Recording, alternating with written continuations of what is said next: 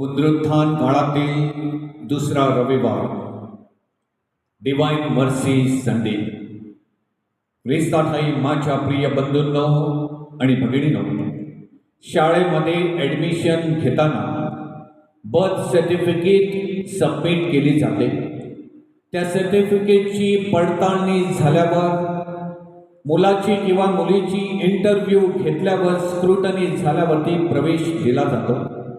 10वी 12वीची परीक्षा देणारा तो विद्यार्थी परीक्षागृहामध्ये प्रवेश करताना identity card, hall ticket check केल्यानंतर परीक्षेला बसणारी व्यक्ती, विद्यार्थी तोच आहे की नाही याची खातरजमा झाल्यावरती विद्यार्थ्याला एक्झामिनेशन हॉलमध्ये प्रवेश दिला जातो.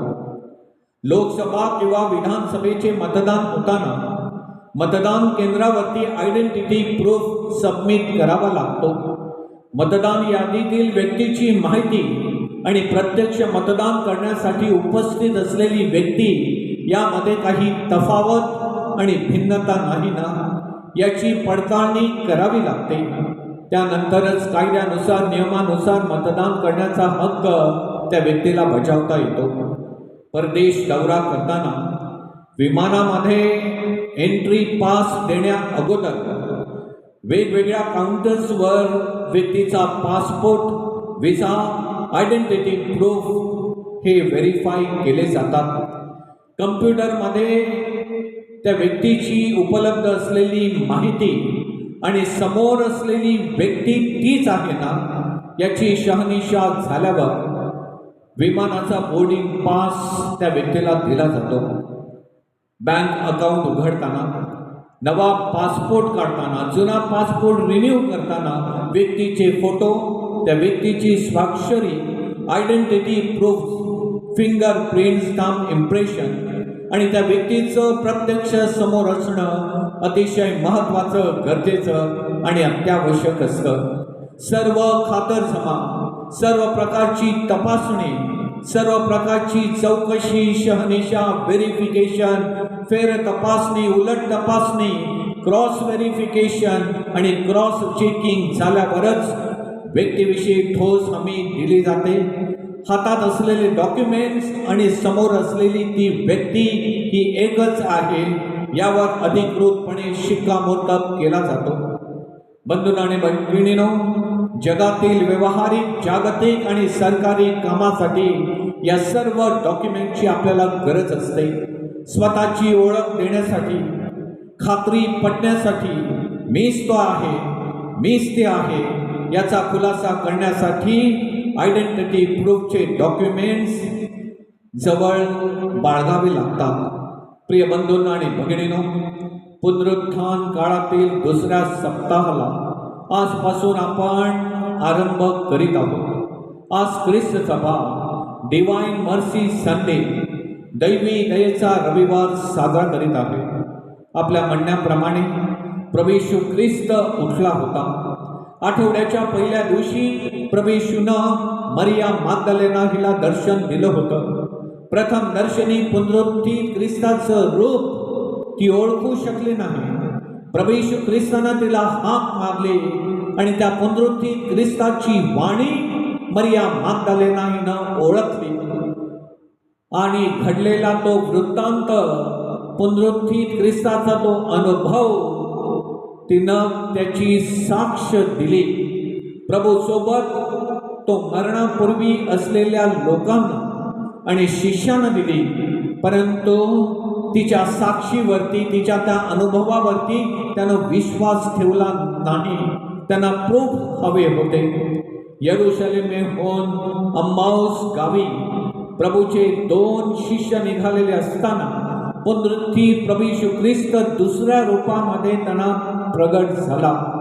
भोजन प्रसंगी भाकर मोडताना पुनरुत्थित ख्रिस्ताचा साक्षात्कार त्या 2 शिष्यांना घडला आणि त्याच प्रहरी ते पुन्हा माघारी यरूशलेमेस गेले.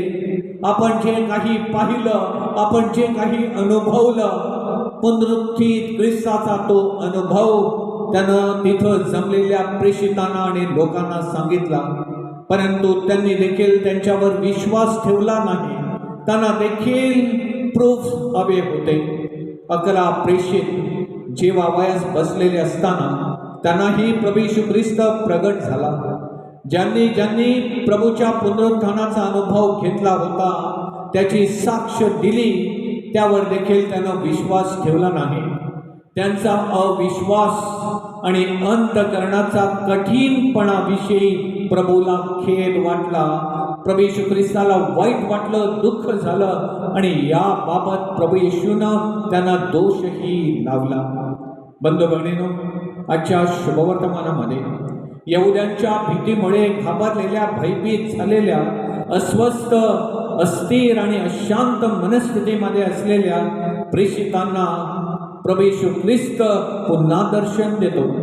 त्यांना विश्वास पटावा, त्यांना विश्वास ठेवावा म्हणून आपली आयडेंटिटी प्रूव्ह करण्यासाठी मीच तो आहे जो मरणापूर्वी तुम्हा बरोबर होता, ते हे आपल्या प्रेषितांना कळावं, त्यांनी आपणास ओळखावं आणि प्रूफ म्हणून आपल्या हातापायांच्या जखमा, आपल्या कुशीत भोसकलेल्या भाल्याची ती खूण प्रभू येशू ख्रिस्त आपली ओळख म्हणून आपल्या प्रेषितांना दाखवली. त्या हातापायांच्या जखमावरून त्यानं प्रभू येशू ख्रिस्ताला ओळखलं. परंतु अजूनही प्रेषित थोमाची प्रभू येशू ख्रिस्त खरोखर मरणातून उठलेला आहे, पुनरुत्थित झालेला आहे, या सत्यावरती विश्वास ठेवायला तो तयार नव्हता आणि पुनरुत्थित ख्रिस्ताविषयी त्याची खात्री पटली नव्हती. त्याला प्रभू येशू ख्रिस्ताला, त्या पुनरुत्थित ख्रिस्ताला जवळून पाहायचं होतं. प्रभू येशू ख्रिस्ताच्या जखमांना स्पर्श करायचा होता. खिळे ठोकलेल्या जागी आपलं बोट आर पार त्याला घालायचं होतं आणि ते प्रभू येशू ख्रिस्ताच्या हातापायाच्या जखमेमध्ये आर पार जातं की नाही हे जवळून पाहायचं होतं. प्रथम दर्शनी पुनरुत्थित ख्रिस्ताचा वैयक्तिक स्तरावर पर्सनली त्याला अनुभव घ्यायचा होता. प्रभूच्या कुशीत हात घालायचा होता आणि हे सर्व पाहूनच, सर्व या गोष्टींची खात्री करून, पडताळणी करून, छाननी करून, शहानिशा करून, व्हेरिफिकेशन, क्रॉस चेकिंग करून त्यानंतरच तुम्हाला पुनरुत्थित ख्रिस्तावरती विश्वासानं शिक्कामोर्तब करायचा होता. बंधूंनो आणि भगिनींनो, पुनरुत्थित ख्रिस्त हे सगळं आपल्या पुनरुत्थानाचे आयडेंटिटी प्रूफ अविश्वासी थोमाला पर्सनली चेक करण्यास सांगतो. मला स्पर्श करून बघ, अरे मीच तो आहे. अविश्वासहीन असू नकोस. माझे सगळे प्रूफ पाहिल्यावर माझ्यावरती विश्वास ठेव. प्रभूच्या जखमा पाहून प्रभू खरोखर पुनरुत्थित झालेला आहे याची खात्री अविश्वासी थोमाला होते आणि त्या पुनरुत्थित ख्रिस्त स्पर्शानं थोमाच्या मुखामधून पवित्र आत्म्याच्या सामर्थ्यानं आणि कृपेनं शब्द बाहेर पडतात, माझा प्रभू, माझा देव. त्यानंतर प्रभू येशू आपल्या सर्वांसाठी आपली पुनरुत्थित ख्रिस्तावरील आपली श्रद्धा वाढावी, पुनरुत्थित ख्रिस्तावरील आपला विश्वास बळकट व्हावा, मजबूत व्हावा, भक्कम व्हावा म्हणून अखिल श्रद्धावंतांना मानवतेला उद्देशून त्या थोमाने पाहिलं, चाचपणी केली, परीक्षण केलं म्हणून विश्वास ठेवला. पाहिल्या वाचून विश्वास ठेवणारे ते धन्य. होय प्रिय बंधू भगिनींनो, प्रभू येशू ख्रिस्त आपल्यासाठी मरण पावला. हा प्रभू येशू ख्रिस्त आपल्यासाठी पुनरुत्थित झाला. हा प्रभू येशू ख्रिस्त पुन्हा आपल्यासाठी या पृथ्वीवरती पुन्हा एकदा येणार आहे. प्रभूच्या या अभिवचनावरती आपण मनापासून विश्वास ठेवला, श्रद्धेनं या अभिवचनाचा मनोभावे आपण विश्वासानं स्वीकार केला, तर आपणास एक ख्रिस्ती श्रद्धावंत म्हणून प्रभूच्या पुनरुत्थानाचे प्रूफ पाहण्याची, त्याचे प्रूफ अभ्यासण्याची, तपासण्याची आणि शहानिशा करण्याची गरज ही भासणार नाही. कोणत्याही प्रकारचं व्हेरिफिकेशन करण्यासाठी, क्रॉस चेकिंग करण्याची गरज प्रिय बंधू भगिनींनो, माझा प्रभू येशू ख्रिस्ता पुनरुत्थित ख्रिस्तावरील विश्वास प्रकट करण्यासाठी ती गरज भासणार नाही. बंधू आणि भगिनींनो, आज दैवी दयेचा रविवार, ईश्वरी दया काय असते, ती कशा प्रकारची असू शकते? प्रभूच्या दयेला मर्यादा नाही, सीमा नाही, कोणत्याही प्रकारची बंधनं नाहीत.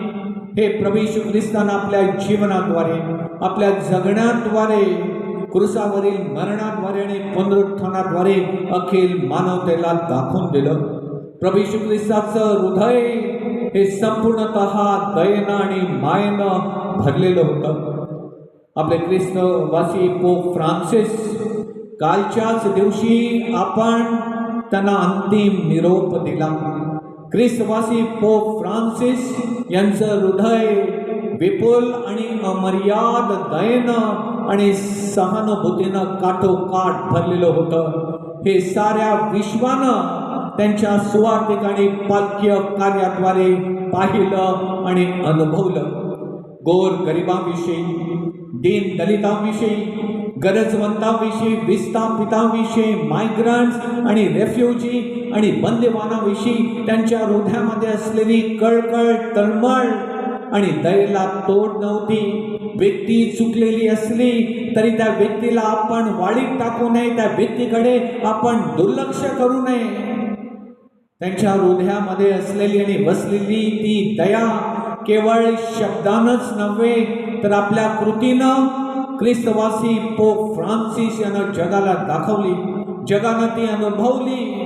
त्यांच्या त्या दया कृत्यांकडे पाहून जगामधील कित्येक श्रद्धावंत इतर धर्मीय प्रेरित झाले, प्रभावित झाले, उत्तेजित झाले.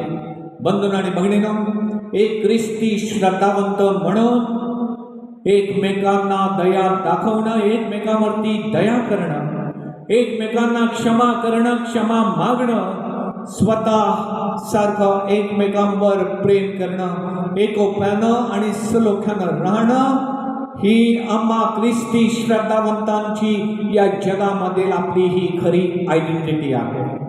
हे आपलं ख्रिस्ती असण्याचं समाजामधील आपलं ओळखपत्र आहे.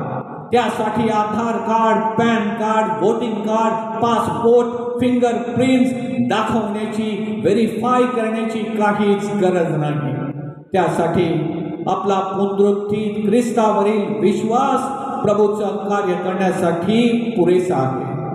मी ख्रिस्ती आहे हे मला सांगण्याची, बोलण्याची आणि प्रूफ दाखवण्याची काहीच गरज नाही.